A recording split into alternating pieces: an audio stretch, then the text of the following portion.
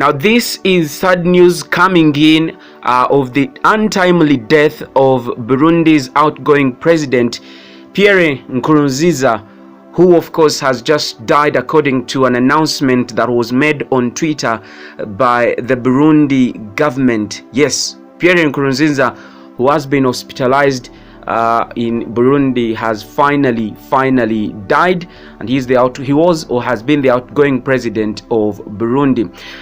Now, more details of course will be coming in as we give you the news, but in the meantime, let me just give you a brief biography or background of Pierre Nkurunziza, among many other things that you should be expecting, of course. Now, Pierre Nkurunziza was born on December 18th, 1963 in Bujumbura, Burundi, and is a Burundian educator and former leader of a Hutu rebel group, and he became president of Burundi in 2005.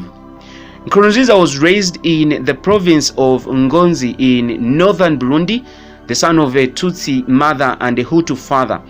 His father had served as governor of two provinces before being killed in 1972 during a wave of ethnic violence that resulted in the death of more than 100,000 Hutus and more than 10,000 Tutsis. Nkurunziza graduated from the University of Burundi in Bujumbura in 1990 with a degree in physical education. He went on to teach high school and also served as an assistant lecturer at the university. In 1993, civil war erupted between Hutu rebel groups and the Tutsi-dominated army, and Nkurunziza narrowly avoided death during a 1995 army attack on the university campus that killed some 200 people. Now, after his escape, Nkurunziza became active in the conflict, joining the forces of the Defense of Democracy, which was the armed wing of a Hutu exile group, the National Council for Defense of Democracy. Now, in 1998, a Burundian court sentenced him in absentia to death for his rebel activities. Now, in the late 1990s and early 2000s, the CNDD-FDD split into several factions, with Nkurunziza assuming chairmanship of one faction in 2001.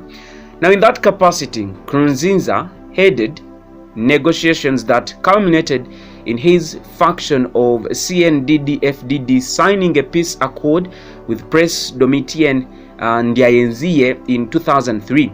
Now, as part of the agreement, Nkurunziza received immunity from prosecution for war crimes. He later joined Ndayezize's cabinet or government, to form one political alliance. Now, he joined this cabinet as Minister of Good Governance in November 2004. Now, the CNDD-FDD became an official political party in 2005. Under Nkurunziza's leadership, the party won a decisive victory in parliamentary elections held in July. Now, in preparation for the upcoming presidential election in parliament, Nkurunziza was asked to be the CNDD-FDD's candidate, and he accepted the nomination and resigned as party chairman. In the ensuing vote by members of parliament, Nkurunziza, the only candidate, won 151 of the 162 ballots cast and was elected president on August 19th, 2005. He was formally sworn into office on August 25th. Let's talk about his presidency. Nkurunziza faced the daunting challenge of maintaining peace and stability in the war-ravaged country. In part of early fears among other or many Tutsis of Hutu-dominated rule, he actively recruited Tutsi members to the CNDD-FDD.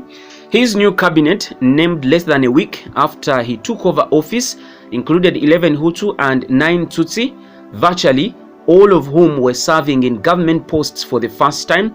7 of the new ministers were women. Nkurunziza also made overtures to the National Liberation Forces, the last Hutu rebel group remaining outside the peace process. His first attempt to renew the peace talks was rejected by the FLN in September 2005, but he brokered a tentative ceasefire with the group during talks held in Tanzania in 2006. The race was also soon ignored. However, an intermittent violence resumed. No substantive agreement was reached until May 2009, when the FLN convened with Nkurunziza in Bujumbura and signed another ceasefire. In December of that year, Nkurunziza met with FNL leader Agathon Rwasa and signed a definitive peace agreement. Now, Nkurunziza, in addition to negotiating the fraught political terrain, Nkurunziza was confronted by massive economic problems. Agriculture production, which makes up the majority of Burundi's export, had dwindled. In the face of ever-shifting tides of violence, few people were able to remain sedentary long enough to harvest crops. Nkurunziza began recruiting foreign capital soon after his election, raising $2 billion to invest in agriculture. In November 2006, Nkurunziza successfully ushered Burundi into the East African Community Economic Bloc, and in April 2007 aided in the reformation of the Economic Community of the Great Lakes countries, a trade organization including Burundi, the Democratic Capital or rather Republic of Congo, and Rwanda. With aid of World Bank funds, he also spearheaded infrastructure projects aimed at making water and electricity more accessible. Now, these tentative movements towards progress were undercut by accusations from human rights groups that Nkurunziza's administration refused to acknowledge dissent and persecuted journalists critical of its policies. Now, these concerns persisted in June 2010 as Nkurunziza was re-elected with more than 90% of the vote following the withdrawal of all 6 of his challengers. On May 13, 2015, Nkurunziza joined the East African leaders in neighboring Tanzania to discuss some of the crises in his country, and of course, while he was out of the country, Major General Godefroid Niyombare launched a coup. Within 2 days, however, the coup attempt had failed. Now, despite the domestic and international condemnation over Nkurunziza's plans to stand for a third term, he remained resolute in his decision. The dates of the presidential and parliamentary polls were repeatedly delayed. However, because of the ongoing violence within the country and criticism that the political climate was not conducive for elections, as well as international pressure to postpone the polls, opposition groups, citing unfavorable conditions in the country, announced that they were boycotting the elections. Now, amid unrest, Nkurunziza won a third term on July 21st, 2015. Now, Nkurunziza's third term was plagued with ongoing unrest and violence, particularly perpetrated by the authorities and the Imbonerakure, the youth wing of the CNDD and FDD. Although Burundi initiated a withdrawal from the International Criminal Court in October 2016 and formally left the body a year later, the country still faced an ICC investigations into alleged crimes against humanity committed between April 25th and October 2017.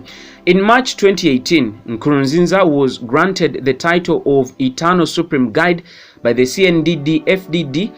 Later that year, controversial amendments to the constitution were passed via referendum and then promulgated.